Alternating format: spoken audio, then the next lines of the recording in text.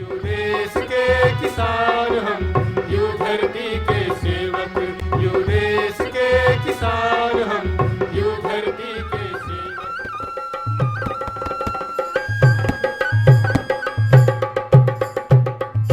किसान भाई नमस्कार, आप देख रहे हैं किसान सेवा चैनल। और इस समय हमें कृषि विज्ञान केंद्र में हमारे साथ हैं कृषि वैज्ञानिक डॉक्टर R.D. बारपेटे। सर नमस्कार।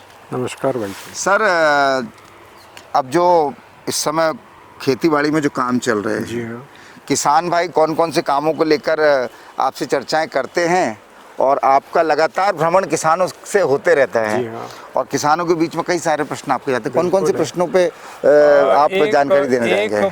अब इसके अलावा एक और प्रश्न जो किसान बार बार कर रहे हैं वो ये है कि साहब गेहूं की फसल में यूरिया हम कब तक दें। बहुत सारे किसान ये भी पूछते हैं कि साहब उसमें क्या डाल दें कि दाना मोटा हो जाए, इस तरह की बातें करते हैं लोग। उन किसान भाइयों से मैं ये कहना चाह रहा हूँ कि यूरिया का अंतिम डोज बाली निकलने के पहले दे दें।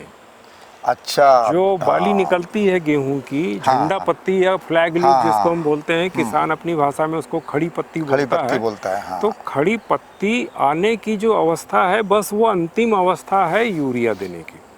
उस समय आपका आखिरी डोज चला जाना चाहिए। अच्छा, अब उसके बाद अगर आप देते हैं तो वो उससे होने वाला लाभ है वो घटेगा। बिल्कुल। तो आपका फाइनल डोज यूरिया का पत्ती खड़ी पत्ती आने या झंडा पत्ती के पहले हो जाए। उसके बाद फिर गेहूं को किसी भी तरह के पोषक तत्व की अनुशंसा नहीं है, वो अंतिम है। अच्छा, अब रही बात दाना मोटा करने वाला, तो मोटा करने के लिए जो वैज्ञानिक अनुशंसा है वो ये है कि बोते समय हम संतुलित मात्रा में पोषक तत्व दें। बाद में जो छिड़काव की अनुशंसा वैज्ञानिक अनुशंसा नहीं है, क्योंकि वो कम लाभ का है। किसान भी वो बिल्कुल सही बात बारपेटे जी, बहुत अच्छी बात आपने कही।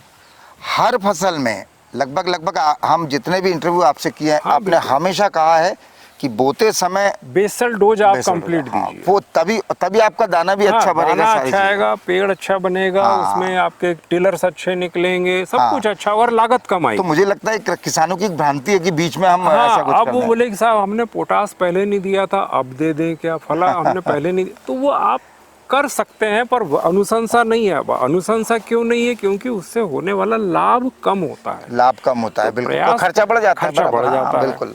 तो आप नाइट्रोजन या यूरिया का जो अंतिम डोज है ये फ्लैग लीफ पे दे दें। और पानी का जहाँ तक सवाल है गेहूं की फसल में, तो ये डफ स्टेज मतलब दूध वाली अवस्था खत्म होने के बाद जब दाना कड़क होना शुरू होता है, तब तक अगर आपके पास पानी है तो पानी दीजिए। अच्छा, गेहूं की फसल को दाना कड़क होने वाली जो स्टेज है, जिसको अंग्रेजी में डफ स्टेज बोलते हैं, दूध वाली अवस्था ढलने के बाद जब दाना टाइट होना शुरू होता है, वो अंतिम अवस्था है। जब तक आपको अगर पानी है तो पानी देना है जी, और पानी कम है तो स्प्रिंकलर से दीजिए। यहाँ पर भी किसानों को भ्रांति है कि अरे साहब स्प्रिंकलर से देंगे तो ऐसा तो नहीं कि कहीं दाना नहीं भरेगा, ऐसा तो नहीं कि कहीं कलर खराब हो जाएगा। ये कुछ नहीं होगा, अनुशंसा है। आप बिंदास स्प्रिंकलर चलाइए। स्प्रिंकलर हम जब चलाते हैं, मौसम हमारा खुला है, 4 घंटे 3 घंटे 5 घंटे आपने अगर स्प्रिंकलर चलाया, उसके बाद तो ब्राइट सनशाइन है। बिल्कुल। आपको कहीं समस्या नहीं होगी उससे, इसलिए मन में आप संशय ना पालें। आप पानी कम है, स्प्रिंकलर चलाएं, पानी पर्याप्त है, फ्लड इरिगेशन भी पर गेहूं को पानी देना। अब जो कम पानी वाले गेहूं जिनने बोया है, अच्छा, उनमें भी अगर पानी है और आप पानी देते हैं तो उत्पादन बढ़ेगा। अच्छा, भले वो पानी भले कम है, भाई कम है, थोड़ा दीजिए। स्प्रिंकलर से भी कर सकते हैं, तो आप उसको पानी दीजिए, क्योंकि गेहूं मूल रूप से सिंचित फसल है। जी। अब उसमें जो कम पानी में पकने वाली जो प्रजातियां हैं, अगर आप पानी कम दोगे तो उत्पादन हानि कम होती है, इतना ही है। पर अगर पानी दोगे तो उत्पादन बढ़ेगा। तो गेहूं में पानी और जो खाद का प्रबंधन है उसकी बात हो गई। गेहूं में किसी भी तरह के फसल सुरक्षा के उपाय, कीड़े बीमारी, इसका हमारे यहाँ अभी प्रकोप नहीं है। कहीं कहीं पे फ्लैग स्मट और लूज स्मट हमको दिखता है जिसमें पत्तियों से काला पाउडर बाहर निकलता है या बाली में दाने के बदले काला पाउडर निकलता है, ये कहीं कहीं छुटपुट देखने को मिलता है, तो अपनी निगरानी करते रहें। और दवाई की अनुशंसा हम नहीं कर रहे हैं, हम यहाँ कह रहे हैं कि अगर ये पौधे दिखते हैं इनको निकाल के बाहर करें, खेत में लगा नहीं रहने दें। यू देश के किसान हम, यू धरती के